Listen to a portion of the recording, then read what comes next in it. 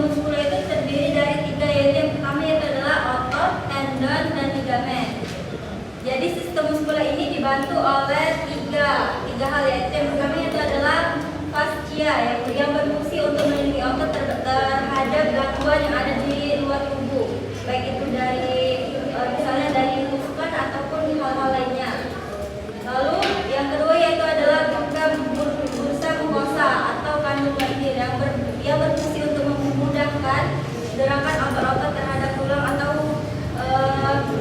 hal lainnya. Yang ketiga yaitu adalah vagina tendinis. Vagina tendinis ini merupakan bagian dari bursa mukosa yang berfungsi untuk memperlancar gerakan pada urat atau tendon. Nah, di sini ada pun contoh dari sistem muskuler. Pertama yaitu adalah otot rangka. Otot rangka ini berfungsi sebagai untuk menggerakkan tubuh kita seperti tangan, kaki kan.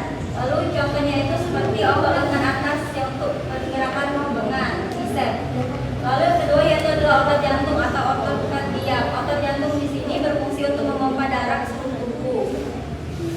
Lalu yang selanjutnya itu adalah otot polos. Otot polos ini disebut juga dengan otot auricular yang berfungsi untuk menggerakkan organ di dalam tubuh kita seperti usus, jantung, terus ginjal. Terus yang keempat yaitu adalah otot lengan. Otot lengan ini bisa bergerak secara fleksi dan ekstensi.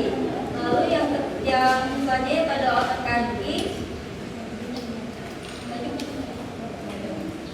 Lalu yang selanjutnya adalah otot punggung, otot perut.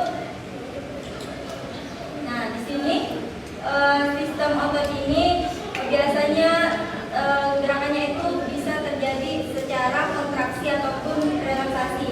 Ketika otot berkontraksi, biasanya serat-serat otot itu menjadikan lebih tegak. Lalu jika otot berrelaksasi, biasanya itu otot-otot kembali ke semula. Nah, di sini ada pun penyakit dari sistem muskuler. Pertama itu adalah distrofi otot. Distrofi otot ini biasanya disebabkan oleh gen ataupun keturunan. Lalu yang selanjutnya yaitu adalah miastenia gravis. Miastenia gravis ini biasanya disebabkan oleh gangguan autoimun pada anak. Biasanya ini penyakit keturunan ataupun biasanya ini penyakit bawaan dari lahir. Nah, yang ketiga yaitu adalah penyakit polio. Polio di sini biasanya itu juga disebabkan oleh gen ataupun keturunan yang bisa menyebabkan sang anak itu membuat kelumpuhan pada otot. Itu seperti itu contohnya. Lalu yang selanjutnya itu adalah rhabdomyolysis. Rhabdomyolysis ini bisa disebabkan oleh misalkan kita gaya hidup tidak sehat, mengkonsumsi obat-obatan, atau juga bisa disebabkan oleh olahraga yang ekstrim. Lalu yang selanjutnya yaitu adalah fibromialgia. Fibromialgia ini belum diketahui penyebab pastinya itu apa, tapi biasanya ditandai dengan rasa sakit otot yang meluas, kelelahan, terus masalah tidur ataupun insomnia.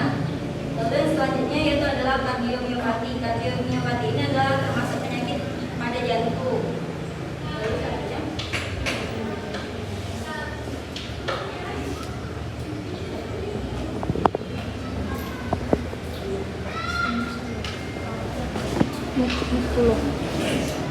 Nah, itu tadi penjelasan dari Kak Nurul. Apakah sudah jelas? Baiklah, kita buka sesi tanya jawab. Silakan yang ingin bertanya. Silakan pada siapa? Perkenalkan, nama saya Novia Amanda. Di sini saya akan bertanya, apa saja yang bisa menyebabkan gangguan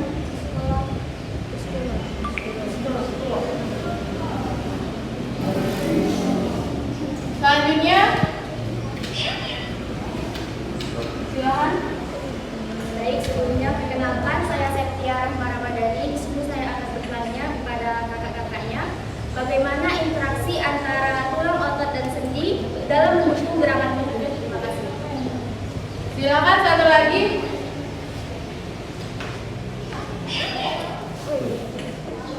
Perkenalkan, saya Tariska Sajita. Saya ingin bertanya kepada kakak-kakak. Apa saja komponen utama dalam sistem muskulo? Terima kasih kepada yang sudah berpartisipasi dalam tanya jawab presentasi kami pada pagi hari ini. Nanti langsung akan dijawab oleh kakak-kakaknya. Baiklah, pertanyaan dari mana akan oleh dijawab oleh Kak Hera. Silakan kepada Hera. Baik, tadi pertanyaan dari Manda, apa saja yang bisa menyebabkan gangguan muskulo? Oke, pertanyaannya cantik sekali ya. Jadi, yang pertama itu ada gerakan tertentu seperti membungkuk, berjongkok, mengangkat benda berat, atau menggerakkan otot berlebihan. Yang keduanya itu stres. Yang ketiga, penyakit tertentu seperti osteoporosis. Terus,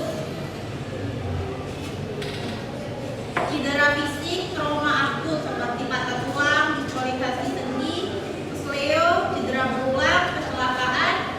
Lalu penyakit degeneratif itu seperti sarkopenia, hilangnya massa otot akibat pembuangan. Lalu yang ketiga itu penyakit autoimun dan peradangan. Itu saja.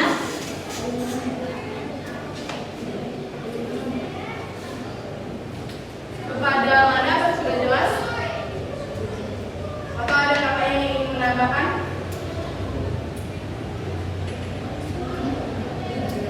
Baiklah, jika tidak ada, maka pertanyaan dari sesi akan dijawab oleh Kak Riri. Silakan kepada Riri. Jadi pertanyaannya tadi, bagaimana interaksi antara tulang, otot, dan sendi dalam mendukung gerakan tubuh?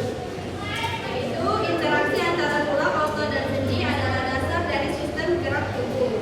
Pertama, tulang sebagai rangka dan juga tuas, yaitu tulang memberikan struktur dan bentuk pada tubuh yang berfungsi sebagai rangka tempat otot melekat.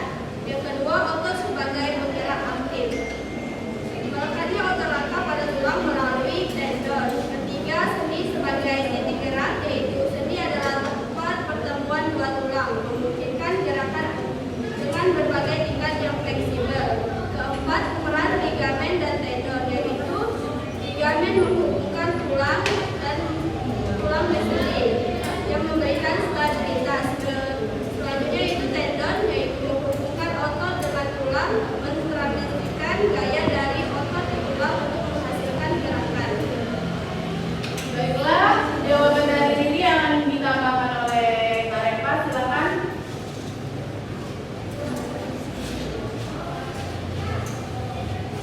Baiklah, saya Repa Anjali akan menambahkan jawaban dari Riri, yaitu ada proses gerakan. Yang pertama itu ada stimulus saraf.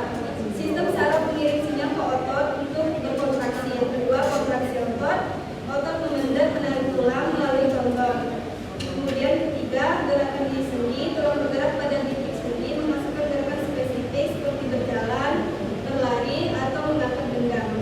Contohnya yaitu saat berjalan, otot paha depan berkontraksi untuk meluruskan lutut, sementara otot paha belakang relaksasi untuk sebagai sendi memungkinkan gerakan fleksi dan ekstensi. Interaksi ini memastikan tubuh dapat bergerak dengan lancar, kuat, dan terkoordinasi. Baiklah, apakah itu sudah jelas? Baiklah, pertanyaan dari tadi akan dijawab oleh Kak Aat. Silakan pada Aat. Baiklah, di sini kakak akan menjawab pertanyaan dari Tariska. Pertanyaannya itu apa saja komponen utama dalam sistem muskulo? Di sini ada 5 komponen utama dalam sistem muskulo. Yang pertama itu ada tulang, berfungsi sebagai penopang tubuh. Yang kedua itu ada otot. Otot ini terdiri dari 3 jenis. Yang pertama ada otot rangka, otot polos, dan otot jantung. Yang ketiga ada sendi, tempat pertemuan antara dua tulang. Yang keempat ada ligamen, jaringan ikat yang menghubungkan tulang dengan tulang di sendi. Yang kelima ada tendon, jaringan ikat yang menghubungkan otot dengan tulang.